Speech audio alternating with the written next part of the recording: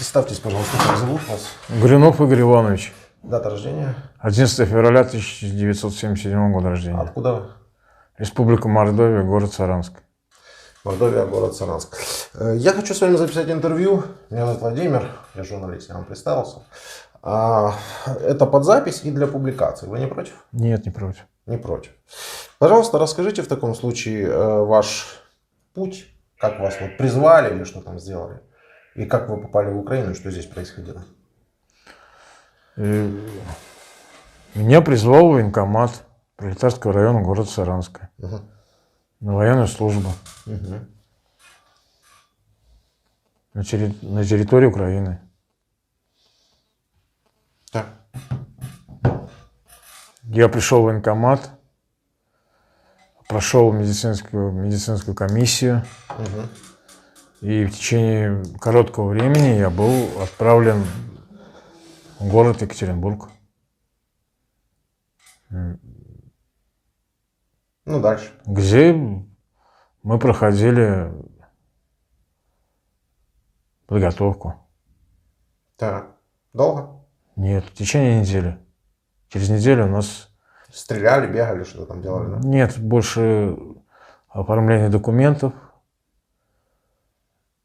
Ну, если это подготовка, хорошо, да. Дальше. Формирование, ну...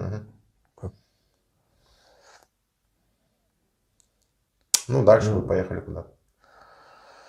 Дальше мы приехали, станция Россошь, Ростовской области. Так. Мы сошли из поезда, и приехал автобус, нас встретили, и мы приехали... В Алуки? Нет. Нет? Вы знаете, долгое. Передвижение по России меньше всего вообще интересует. Вот когда вы вот попали уже на территорию Украины и каким образом? На территорию Украины мы ехали на бронетранспортерах. На бронетранспортерах? Да. В какую область или в город?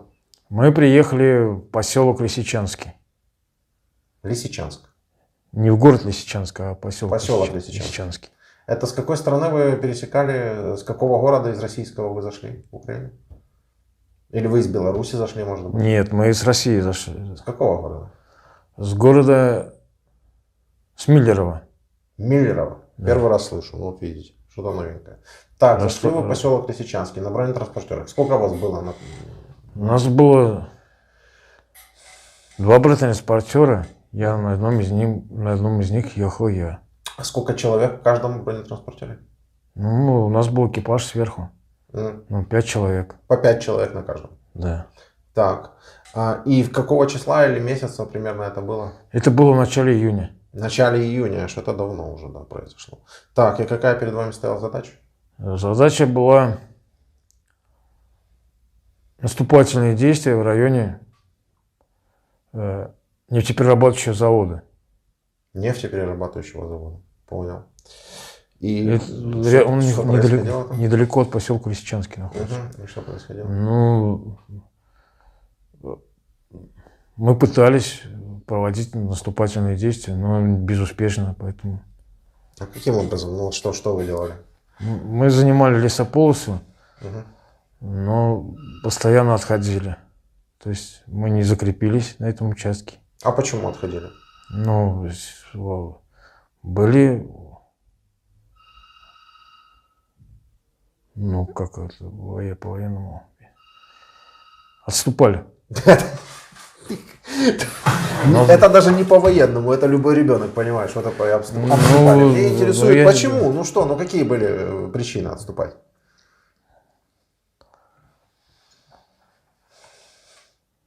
У нас были потери боевой силы. О, потери были боевой силы. Так расскажите же, как эти потери произошли? У нас же интервью, понимаете? Ну да. Мы же поговорить с вами хотим, узнать, что происходило. Потери были среди личного состава, потом потери среди техника.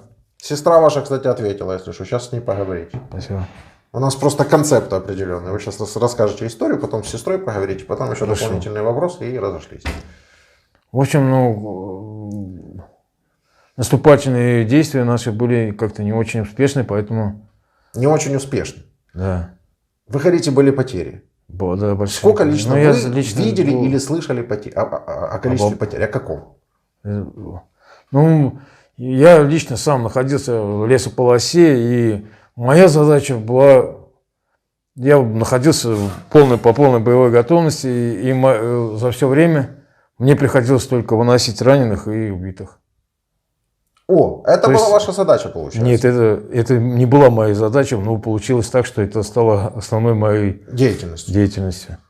Расскажите, как у вас проходил день там? Под обстрелом, постоянные обстрелы. Понял. Вы с утра просыпаетесь, где вы спали? Ну, спали мы в окопах. В окопах. А дождь шел? Дожди шли, накрывались. Чем? Химзащитой. Химзащитой. Кто чем мог. Наливало в окопы воду? Да, конечно. То есть вы сидели там мокрые, холодные? Да. Хотя это был еще июль, вы говорите, это еще было жарко. Июль месяц. Да, это еще жарко было. Ну, дожди все равно были, но не постоянно, конечно. Понял. Значит, вы там и спали, получается, в окопах, там и жили, по да, сути, но на ночь мы маленько искали место, ну, чтобы не в самом окопе, а отходили чуть в сторону. Куда, например? Ну, в посадку? Да, только... Или рядом, может быть, ну, там болото было рядом, мы ближе к болотам там. То есть вот проходила лесополоса, и в самом крае была болотистая местность, и мы вот ближе к болоту, чтобы спокойно было провести ночь. Спокойней. Понял. Наверное, по принципу того, что с болот не зайдут, да, или как? Да, это да, тоже. То есть так.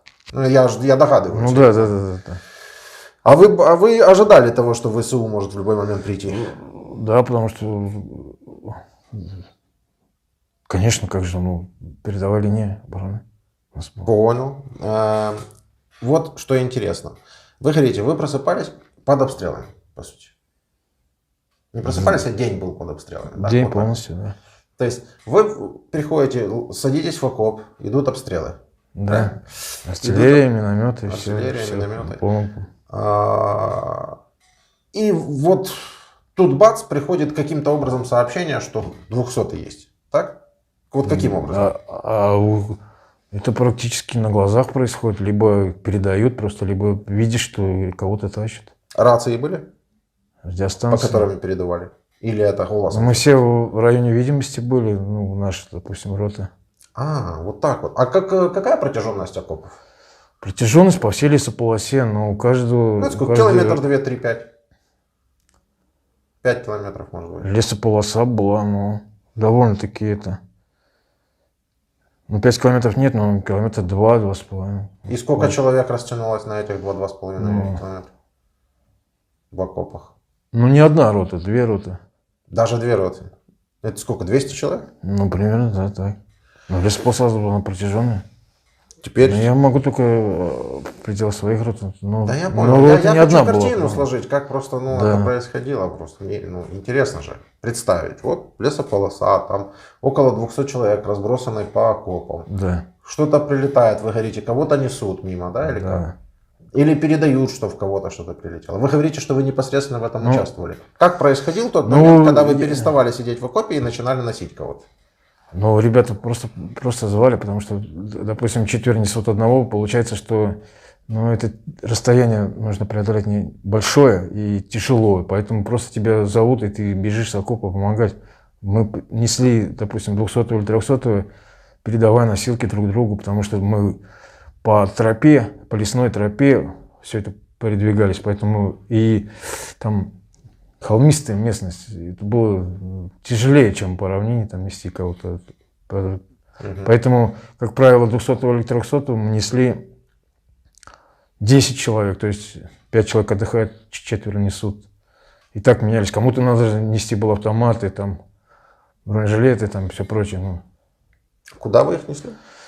Мы несли на эвакуацию, но у нас было с эвакуацией очень плохо, поэтому мы многих не успевали заносить. То есть умирали люди даже по дороге. Я просто переставлю себе стул. Судя по всему, мне из всех достался самый скрипящий. Просто сижу и вот скрипаю. То есть с эвакуацией было, не очень. все же, куда несли, я вот не понял. Был какой-то пункт, где им предоставляли помощь? Лесополоса, она...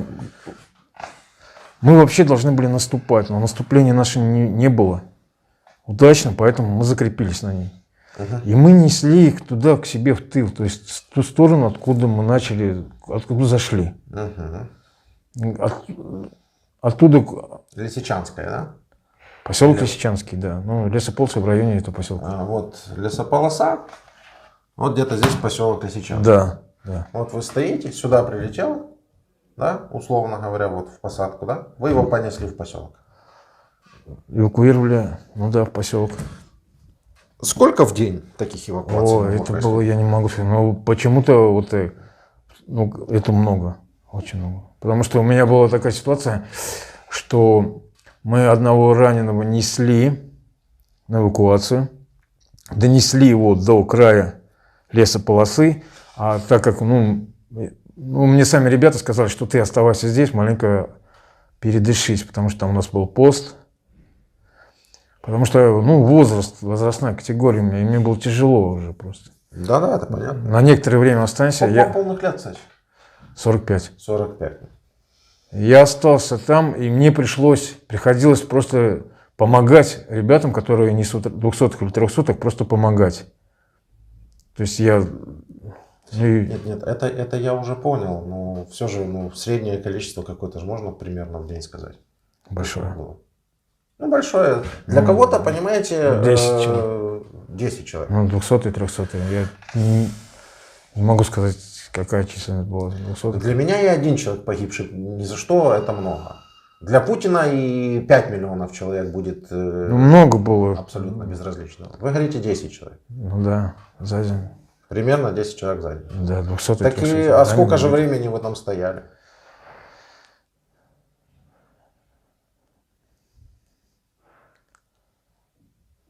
В течение 2 недель. Рота 200 человек. Да. Ну, 2 роты. Две роты, наши 2 роты. Это я только про наши 2 роты, не считая. Я же не могу... В день гибнет примерно человек 10. Да. 2 недели. У вас должно было остаться там около 20-30 человек всего. Понимаете, мы должны были по лесополосе продвигаться дальше, поэтому приходили еще роты. То есть наступление поступало. То есть, одних уносили, другие приходили. Или приезжали. Тогда понятно. Можно ли поинтересоваться, какие между вами были беседы там в этих окопах?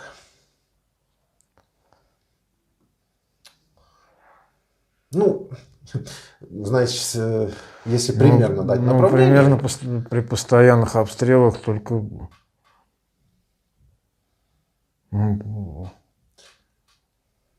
Днем постоянные обстрелы были, ночью беседы особо не было, потому что спали, кто-то стоял на посту. Понятно, но я имею в виду, люди говорили между собой, что, ну, задавались вопросом, а что мы здесь делаем, а зачем, а какой смысл, какая наша цель? Ну, понятное дело, что эти вопросы во всяком случае были.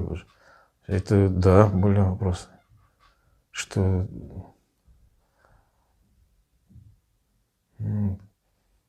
Как выбраться отсюда было цель?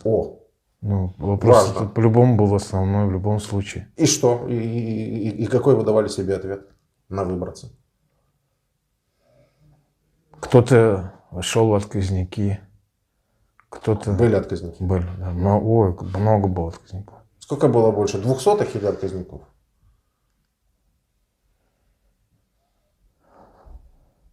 Ну, я не знаю. Сложно. Примерно одинаково было. Да? То есть 10 человек в день могло погибнуть, да, и 10 человек в день могло отказаться? Много, да. Почему вы не отказались? В общем, у меня была такая ситуация, я ушел, у нас был раненый. Вот наша лесополоса проходила так, а это была перпендикулярно полоса проходила. Да. И у нас в ходе наступления один был тяжело раненый. И нас 5 человек отправили за ним. Ну как, не отправили, у нас, добровольцы, потому что там уже было... Очень далеко было, и была территория уже не нами контролируемая, или как правильно выразить, но мы ее не занимали. Так. То есть ее занимали вооруженные силы ВСУ, поэтому... раненый ВСУ находился... Вооруженные силы Украины, сокращенно ВСУ. Вооруженные силы Украины. А раненый находился именно в том районе. Но нашлись нас добровольцы, у нас человек 6, да, и мы пошли все-таки за ним, потому что с нашей роты был человек. А как он там оказался? В ходе наступления. Был такой, ну... Была попытка. Угу. Да, была попытка. Получил ранение. То есть начался обстрел с минометов. Он забежал в окоп. Ну, не в наш окоп, понятно уже, что ранее занимаем вооруженными силами Украины. И там была растяжка. Ну, подорвался на растяжке. Ну, ему оторвало ногу. И вот мы его не донесли. Но нам трудно было, тяжело было за ним пробиваться. Но по дороге он умер. Мы его вынесли. Уже умершего мы доставили, донесли его до места эвакуации. Ну, молодцы, не бросили. Ну, старались, да. Ну. И это как-то повлияло на отказников? Я просто о них интересовался. Ну, конечно, страх, прежде всего, ну да. Ну, там отказников было. Ну, вот. Когда мы выносили раненого, кто-то из командиров, почему это перервался, я забылся, кто-то из командиров сказал, либо уходишь с отказниками, либо остаешься здесь со мной прикрывать отход. Я остался, потому что, ну, не то чтобы мне было как-то бы, ну, в отказники пойти. У меня было основание то, что я большое длительное время находился в поселке. То есть я в боевых действиях не участвовал, потому что мою роту формировали. То есть рота, в которой я изначально числился, ее не было. Она еще не была сформирована, и поэтому я длительное время находился в поселке, просто бездействовал, как бы не участвовал в боях. И поэтому мне идти было в отказники как-то не очень хорошо. Как это все взаимосвязано? Не понимаю. Ну, вы долгое время не участвовали. Ну, потому что ребята уже там, находились в боях, а я в первые дни, и вроде сразу в отказники идти. Это было, не очень хорошо во всех отношениях. Вы имеете в виду с позиции доблести солдатской, да? Да.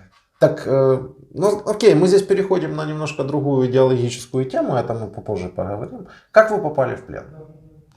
В плен я попал уже в Запорожье, это в другом месте. Это же далеко. Да. Расскажите, вот как произошел переход от вот этого места, где вы находились, почему вы оттуда ушли, чем там все закончилось, как вы попали в Запорожье?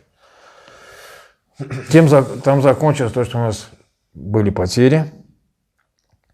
Мы должны были вернуться на территорию России, и полк должен переформироваться. Так. То есть личным составом должны нас дополнить были, потому что у нас были потери. Угу.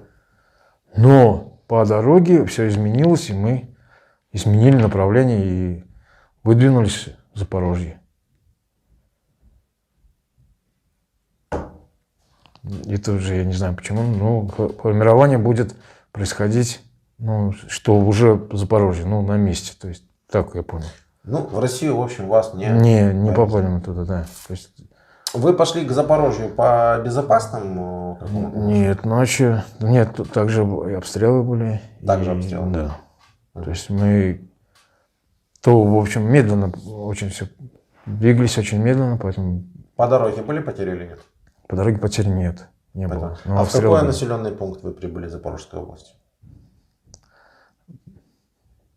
Поселок Жидое. Жидое? Да. Угу. Я по карте могу показать, но... Не обязательно, кому интересно, я посмотрит. Приблизительно могу только... Я ночевал там одну ночь здесь, в Запорожье. Угу. Потому что мы приехали, заехали в поселок, нас разместили в доме, мы спали там на полу. На полу в основном, потому что там не было мебели не было никакой. Спали на полу. Потом утром нашу роту, посадили на БТР, на БМП. И мы выдвинулись в сторону лесополосы, где должны были окапываться. Но мы подорвались на мине. Приехал наш медицинский БТР, нас эвакуировали оттуда. У нас были 200-й, 300-й, потом... Вам как-то везло все время, я смотрю. Все вокруг подрываются, гибнут, а вы как-то я не знаю, почему. вообще не пострадали, да? Нет. Ни ранения, ничего не Ну, было что-то, но не так, что... Ну, в смысле, контузия, конечно... А мина ваша была? Или это уже это никогда не я узнает? не знаю. Понял. Но потом, когда наш БМП вытаскивал танк, он еще подорвался тоже. Ну, уже я этого не видел. Это я уже только мне сказал. Нас вернули в поселок, вот когда мы подорвались. Комбат вышел. Нас, которые сидели на броне, он приказал возвращаться. Мы еще... Многие начали отказываться, как и так. Мы только, нас подорвали только что. Состояние было не очень, начали отказываться. Ну, в общем, в итоге всех он вернул. То есть посадил на минивэн и сам лично повез в лесополосу. Поехали в эту лесополосу, начали окапываться, копать окопы, занимать оборону. Ну, в общем, так. А что еще? Окапываться, занимать оборону, а что еще? А как в плен попали? Вы Вот уже с в этого места этой полосе, да. И вот как это произошло? И, в общем... Вообще там потери какие-то были, там обстрелы какие-то были? Обстрелы, да. Были? Обстрелы были постоянно, да.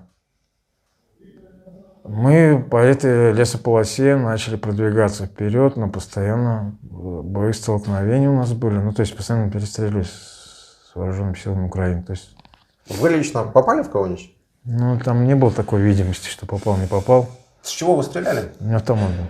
С АК в пустоту? Ну, из окопа, потому что обстрел, пули свистели постоянно. Из окопа и куда-то туда, правильно? Ну, да. Лично вы Нет, конечно. Там было видимости, мне кажется, и не было видимости и у вооруженных сил Украины тоже, потому что... Понял.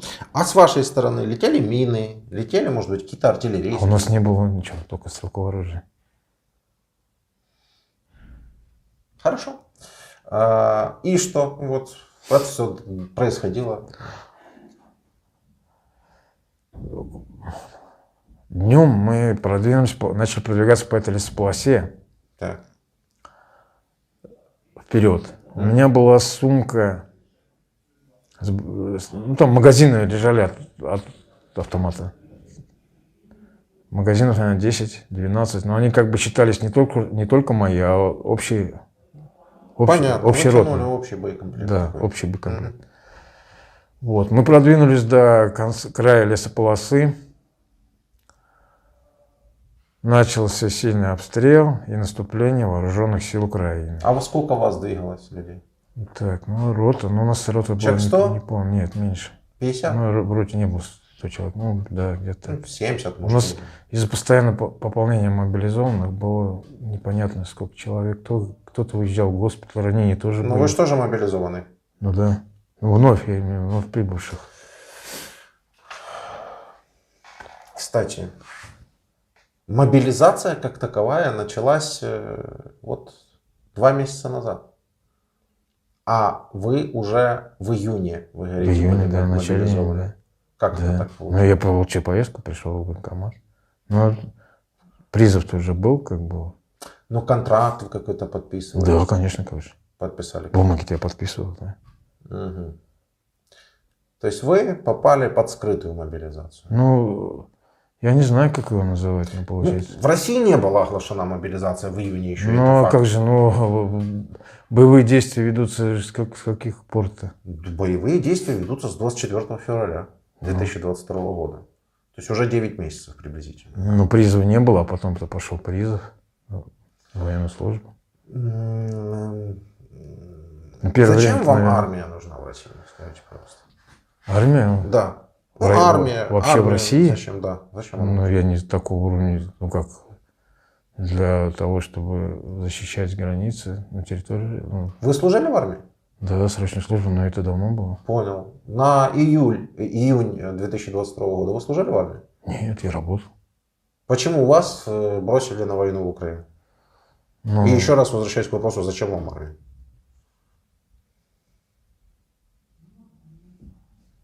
У вас вроде как функционирует армия. Вам по телевизору днями и ночами на протяжении 20 лет рассказывают, что ваша армия, она прямо Ну, это какая да, сильная. да, это да. Правильно? Да. Ваша страна, ваша армия вторгается в Украину. Вторгается или не вторгается? Ну, если на территории Украины вы здесь, то здесь уже никак. Ну, логично. Вторгается. Проходит месяц, два, три. Их выбивают с тех территорий, куда они вторглись. Начинается мобилизация. Потом начинают тянуть таких, как вы. Ну, по всей вероятности, да, так и выходит. Но частичную мобилизацию, так называемую, объявили вот недавно. Да. В сентябре. Ну, то есть там возрастные какие-то. Сентябрь, в октябре. Не помню точно. Ну, Да. короче, ну, 2 да, месяца. да, я еще. Ну, здесь уже. Значит, эта мобилизация шла намного раньше.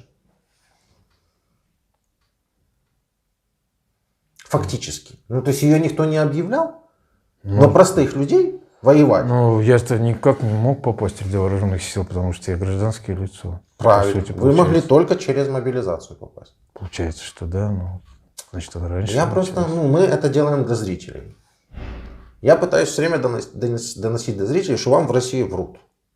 Врут, бесконечно и врут. Вы можете со мной не соглашаться. Мне это не важно. Ну, сейчас мы еще до этого дойдем. Как в плен попали? Ну вот мы по этой лесополосе продвигались вперед. Начали окапываться, окопались. Но нас, начали отступать. Отступление было, потому что на нас, соответственно, наступали. Я оставил сумку вот с этими магазинами Понял. В ходе отступления передо мной бежал человек, с которым познакомился, из вновь прибывших. Угу. Мы с ним познакомились, и он получил ранение. Я начал ему помогать. Ранение было не тяжелым, в ногу попал осколок. Угу. Я, в общем, рукой взял его через плечо и начал помогать ему, чтобы отступать. Да. Я оставил сумку с этими магазинами. Командир роты мне приказал вернуться за ними. Когда я решил, что будет безопаснее в ночное время, потому что днем было сильно стреляли. Понял. Вот я пошел ночью, решился, вроде как получается. И прям пришел. А там уже украинцы. Да. То есть я не ожидал, потому что расстояние было 500 метров буквально от наших позиций. А там украинцы уже оказались. То есть слишком близко подошли ваши ребята, скажем так. Они же продвигались зачем-то. Зачем-то же это все происходит. Я почему говорю врут? Вы поняли мой ход мысли или нет? В июне у вас мобилизации не было. В июне еще вроде как воевала ваша доблестная армия. Как, если это же не... Да. Я же не штатный военный, считаю. Вот именно. Вот именно. А уже в июне к нам в плен начали попадать такие, как вы, нештатные военные, вообще ничего не знающие об этом деле, которых притянули с улицы. Обманули, притянули через охранные фирмы, через все это. И мы это все показываем у нас на канале на протяжении всего этого времени. Ладно, давайте звонить вашей сестре. А потом еще пообщаемся. Алло.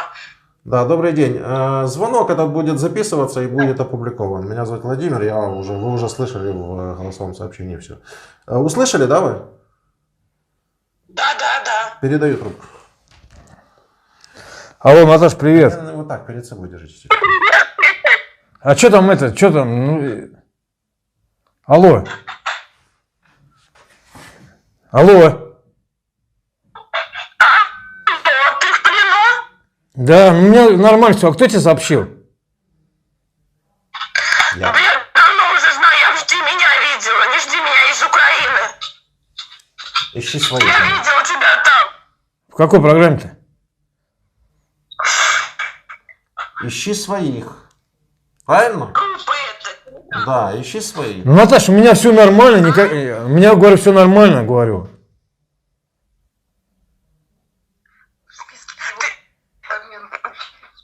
Откуда он знает?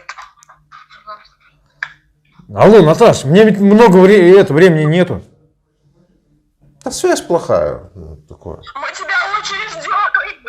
И это, слушай, как там мать, отец-то, нормально, что ли?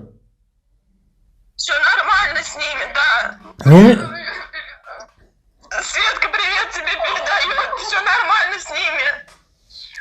короче, у меня тоже все нормально. У меня тоже все нормально, я долго разговаривать не могу.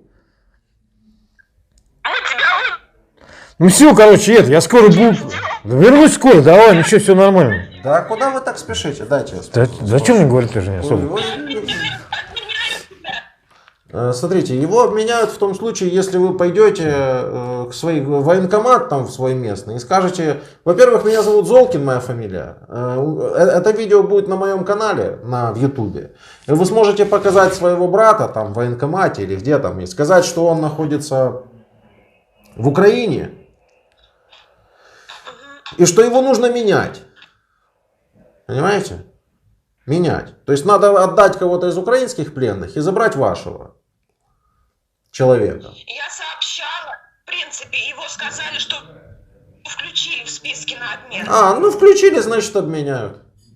Скажите, пожалуйста, а вы вот можете объяснить мне цели вам объясняют сейчас спецоперации вашей? Нет, я... Может по телевизору, может как-то об этом говорят что-нибудь?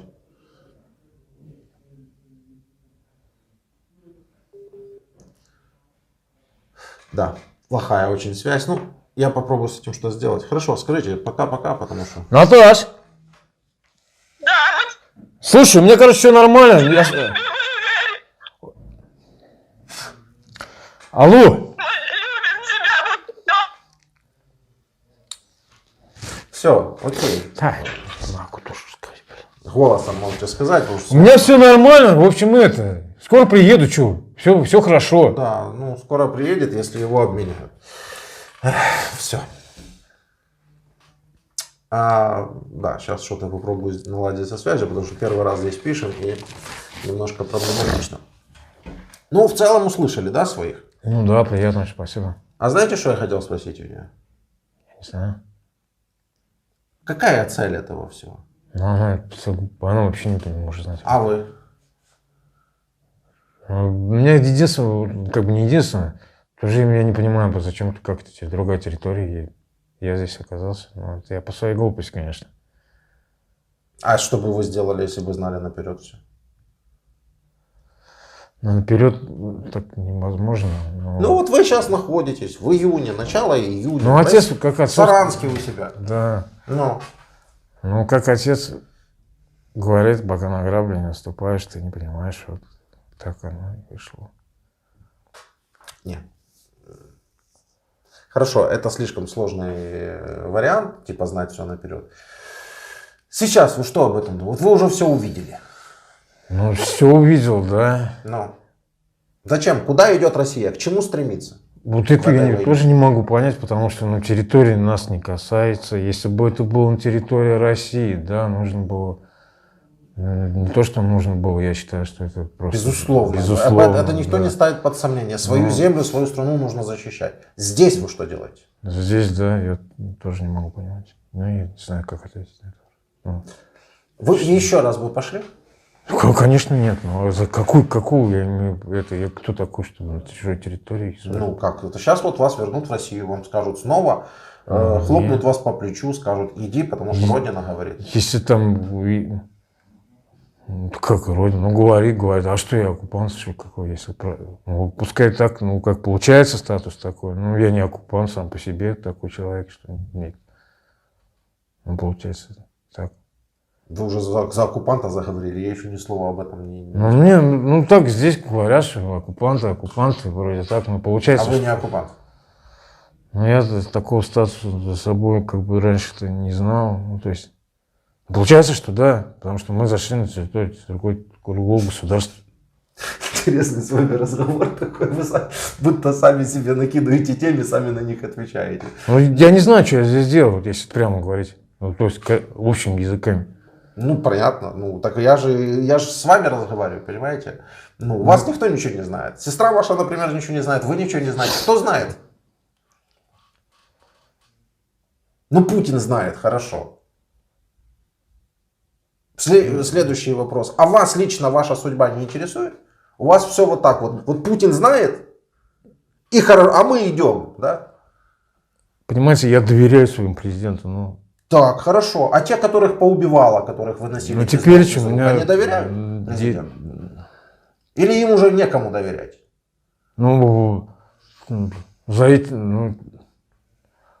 я не знаю, нужно какие-то оправдания, что ли, как основание. Давайте оправдания. Оправдания. Людям поотрывало руки, ноги, повыносили, погибли в Запорожской области Украины. Зачем? Я не знаю. До этого погибли в Киевской, Сумской, Черниговской, Харьковской. Раз я здесь нахожусь, значит, они здесь находились, значит, какие-то основания есть, которые... Так, давайте подумаем, ну какие основания? Ну вы же взрослый человек. Ну вы же взрослый человек. Ну вот вы говорите, значит, какие-то основания. Ну давайте подумаем, какие основания?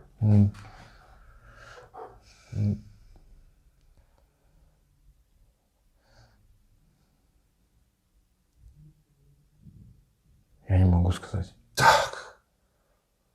Ну, я верю своему президенту, значит, он знает. Получается, так правительство наше. Я понял. А те, которые погибли уже, они за что погибли?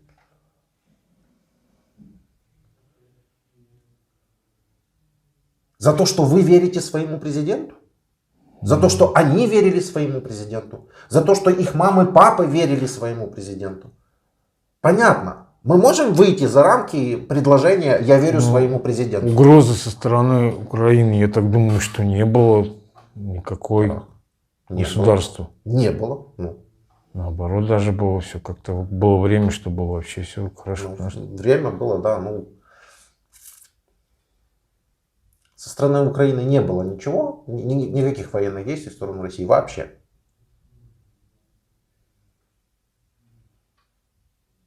А скажи, а вот я вот немного в политике-то не очень, а вот я знаю то, что Донецкая Народная Республика и Луганская Народная Республика не входили в состав Украины. Никогда в жизни никакая Донецкая Народная Республика и Луганская Народная Республика не входили в состав Украины. Всегда входили в состав Украины и входят в состав Украины Донецкая область Украины и Луганская область Украины. А почему же они назывались ДНР, ЛНР? Ну, потому что у вас по телевизору их так называли. Ну, я вот только, я же другой информацией не владел. Вам Россия приходит в Донецк, приходит в Харьков. В Харьков это уже потом пытались они прийти. В Луганск. Да, потому что... Ставит там свое марионеточное правительство. Выгоняет там 1000 человек с российскими флажками, все помахали. Типа провели какой-то референдум и типа стала ЛНР, ДНР. Это ваша версия. Вы так знаете эту историю. А мы знаем эту историю, что там шли проукраинские митинги. Люди не хотели никаких ЛНР, ДНР. Их убивали. Их кидали по тюрьмам. Их гноили в подвалах. Их забивали в этих подвалах. Всех сажали несогласных. Туда заходила российская техника. Это зафиксировано на видео. Можно буквально просто зайти и посмотреть. У меня под каждым видео закреплено ссылочка на видео 8 лет. Оно так и называется. И там показано, как колонны российской техники заходят в Луганск и Донецк и в области. Что такое? Почему это россиян не интересует? Ну, у нас, я этого не слышал, я этого не могу знать никак. Ну, тем не менее, вы же пытаетесь об этом говорить. Не первый раз от вас слышу, я и сейчас уже я не понимаю, как это так может быть. Ну, получается, я не знаю. Как это так может быть? А как это так может быть в Приднестровье? А скажите, например? А почему-то я сам был тоже в Луганской области. Так. Я заходил в магазин, со мной дети здоровались, и все население. Прекрасно. Когда это было? Сейчас? Летом. Нет, сейчас-то этого нет. Хорошо. Вот как я приехал на территорию края. Дальше что?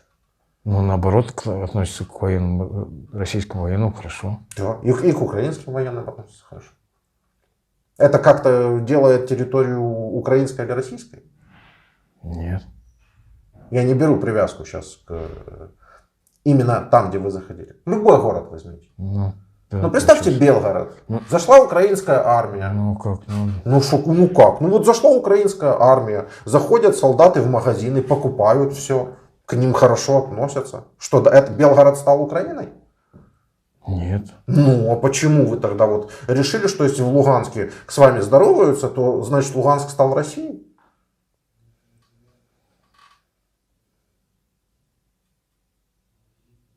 У россиян проблема, они вообще не задаются вопросом, а что я вообще делаю в Луганске? Ну, вот Луганск это что? Видите, вам рассказали, что это какая-то ЛНР. Сейчас- А это на самом деле Украина. Луганская область Украины. Донецкая область Украины. Харьковская, Херсонская, Запорожская. А получается, что Донецкая, ну, ДНР, ЛНР, сейчас вот то, что они вошли в состав России, это считается... Хорошо, Херсон тоже типа вошел в состав России. Дальше что? Это, ну, не принято считается. Я просто уже... в Кем это не время- принято? Ну, как вот по телевизору там что говорят? В России, они- в России свой собственный мир, они себе говорят то, что они считают нужным. Они показали референдум. В Херсоне 95% жителей проголосовало за то, чтобы вступить в Россию. Тут пришли вооруженные силы Украины, там 1000 человек из Херсона коллаборантов убежало, вот те как раз, которые с флажками ходили, все остальные все за Украину. Представляете, как все меняется Ну, значит- моментально?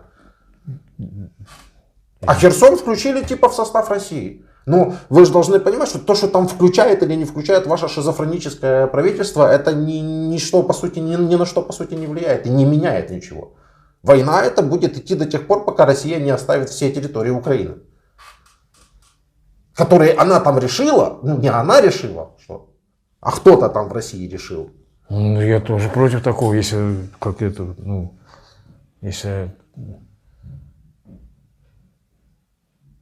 Против какого? Ну, против того, чтобы... Ну, референдум, я же не знаю, как фальсифицируют эти Нет, выборы, как после происходит. того, как вооруженные силы одной страны зашли на территорию другой страны, ни о каких референдумах речи идти не может. Ну, значит... Потому что это уже захват территории. А как же, ну, скажем, весь мир признает это все, как Какой весь они мир считают? признает? Что Ну, весь мир ну, признает? ну, Кто признал ну, в мире? Скажите Европа. мне ЛНР и ДНР. Кто? Ну, я не знаю, ну, я ведь не политик. Правильно. Так вот я поэтому с вами и разговариваю, как не политик с неполитиком. Никто ЛНР, ДНР не признал. Это непризнанные банановые республики. Сами себе придуманные. С самими себе придуманными главами, которые поставил Кремль. Но сейчас же уже это уже не играет роли, потому что Кремль уже признал, что это якобы типа ихняя территория. Дальше что? Территория не стала их. Ну, значит, я не знаю, что дальше. Ну, как? Нет, так дальше война. Ну, война уже говорилось изначально, что это будет долгая, кровопролитная, страшная война. Я пытаюсь от вас, как от человека, не политика, Ну, я теперь... понять смысл и дальше как-то развивать наш разговор. Зачем это нужно? Вам очень сильно нужен город в Запорожской области? Или в Луганской или в Донецкой? Это вам очень нужно? Лично мне? Да. Лично мне абсолютно никаким Это образом. нужно очень вашей стране? В стране я не знаю.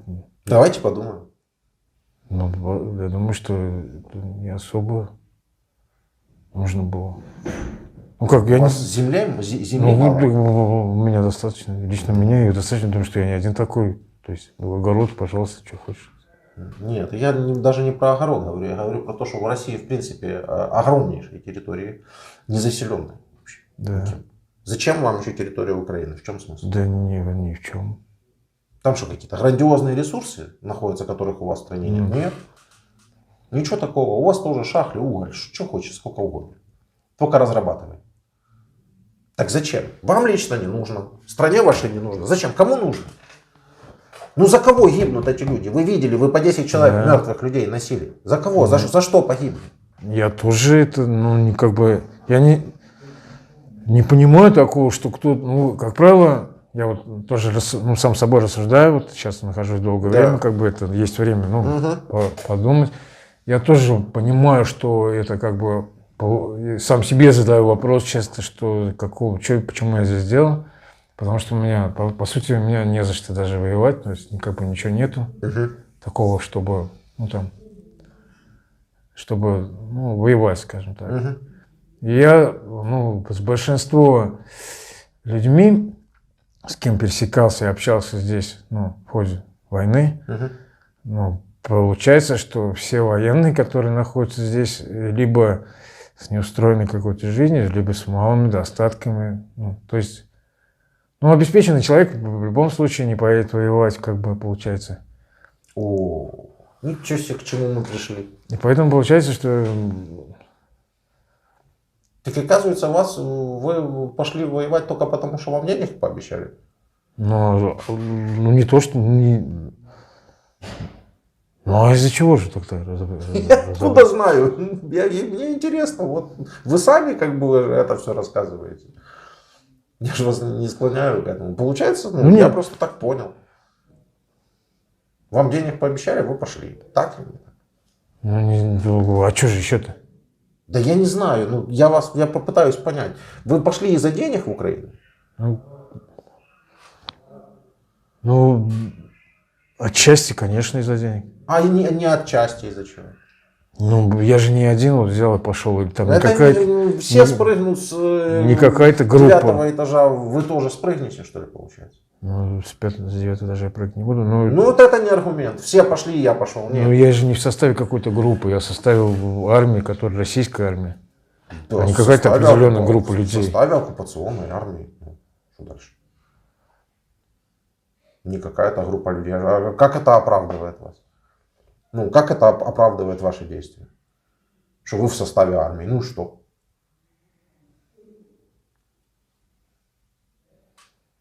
Вы уже сами сказали, что вы оккупант. То есть оккупационная армия и что? Это как-то оправдывает, что вы не один пошли, а все остальные. Да, таких как вы много. Которые взяли и пошли, потому что пошли. В целом армия. Да, получается. целая армия. Да.